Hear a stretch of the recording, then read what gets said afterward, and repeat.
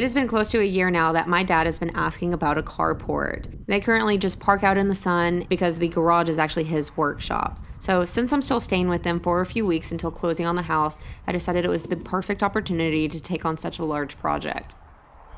I'm going to be making their carport 20 by 24 so that there's plenty of room, and also building the entire structure from steel so that it gives it a really nice, permanent, and robust look. After figuring out the location of the carport, I figured out where the 4 posts would land and then started digging. Now, the ground around here is almost nothing but solid rock, so the go-to method is to use a jackhammer. Not too bad. It's not too bad. It is always exciting to get to use a new tool. You can feel it in your toes. Mama, you want to try it? Yeah. Mom took a turn, and she didn't think it was too bad at all. And then even Cody took a turn. And with him being stronger, it was a lot easier for him to manage. But, well, this is my project. I was aiming for about 20 inches, and I did the majority of the loosening up with the jackhammer, and then came back with postal diggers. After repeating that on the other 3 posts, I started mixing the concrete. Now, I talked to a few contractors in the area, and a go-to method for setting posts in the area is to fill the hole with concrete and use an anchor plate to secure the posts. So this is called an anchor plate, and what I'm going to do is drop these eye bolts into the concrete, and then later, after the concrete sets up, I'm going to come back with my steel post and weld them to this plate so that they're nice and secure. I took some very careful measurements to figure out the location of these plates. It would have saved a lot of time if I would have popped some string lines beforehand, but I just didn't think about it. However, I did take my time making sure that the plates were nice and level, because then this will ensure that the posts come out nice and plumb. After letting the concrete fully cure, then it was time to start setting the posts. First ran the nuts down onto the eye bolts nice and securely, and then set each post vertically up in place.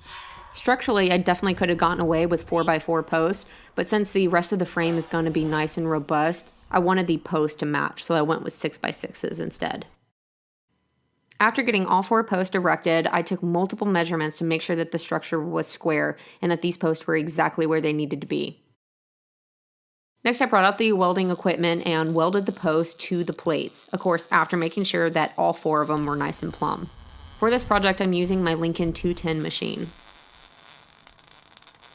Now at this point, all of the posts are taller than what I need them, and to get them down to the height needed, I marked the location on one post, then ran a string line from that one over to the next, using a line level to project the level line across. After repeating this on the remaining 3 posts, I switched over to my plasma cutting gear and cut all of the posts to height. I find this easiest to do freehand and not mess with a straight guide.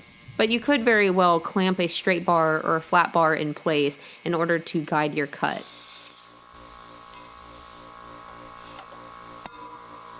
After all 4 were cut, I moved on to attaching the girders. So these angle irons are just to act as a temporary shell for me to set the girders in place while I weld it. That way I don't have to figure out how to also support them. It's like driving a semi. Yep. Make wide turns. And these pieces are a little bit heavy. It's roughly around 95 pounds a joint. So I just made sure to take my time walking up those ladders especially. But having the brackets clamped into place made this go very quickly. Hey! Oh, it's a cool feeling, right? Yeah. Yeah. Yeah. Once the girder was set on the shelf, I would tack it in a few different places and then come back and weld it completely on the front and back. And of course, just repeat it on all 4. Wow. Does it make you happy? Yeah, it makes me happy. It's so cool. I've never done a structure this big, you know? Or anything. On. Come on. For some reason, I didn't get any footage of it, but since the posts are hollow, I cut some caps for them from just some flat material and then welded them on top. Next, I moved on to making the trusses. I'm going with a 3/12 pitch because it will match the house, and I'm using a chop saw to make the cuts. After getting the top cord cut, I tacked it into place and then welded them together.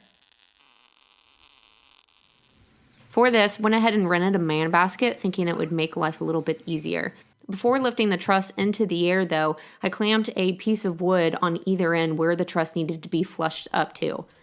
This way, as Cody lifted it up into the air, I could just climb onto the ladder and move one side of the truss into place and have something to clamp it to. So I clamped the right side, then ran over to the left and also clamped it.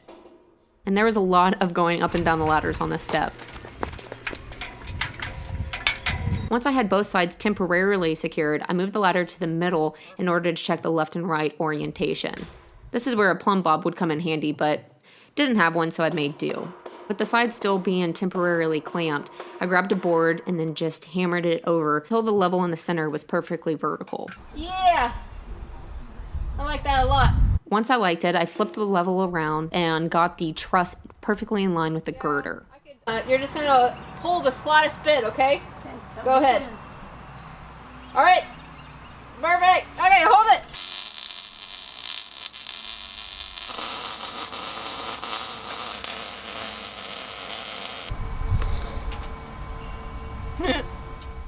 In order to give the trusses some stability from wanting to rock forward and backward, I went over to my flat piece of metal and cut some gussets to weld on.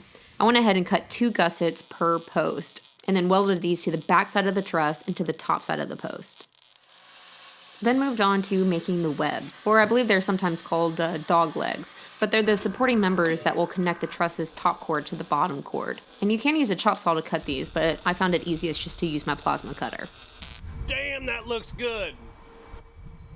So I know it looks big, but like whenever I think carport, I think one of those like kind of crappy, temporary looking, gonna float away any minute looking things. Exactly, because when people Google freestanding Carport, that's what they get. They get that like that. That's like a tent. Right. I just think this looks a lot better. This looks like a more permanent carport. Carport. Yeah, this thing ain't going nowhere. This thing ain't going nowhere. After completing the front truss, I moved to the back and repeated the same. That's the last one, folks. Well, for right now. This is a huge project. I'm happy with the progress, but I am gonna have to break it into multiple videos. So if you're interested in part 2, I'm gonna be welding on the purlins, adding on the roof, as well as giving it a coat of paint. So stay tuned if you're interested in seeing my carport complete. I will see you then, guys.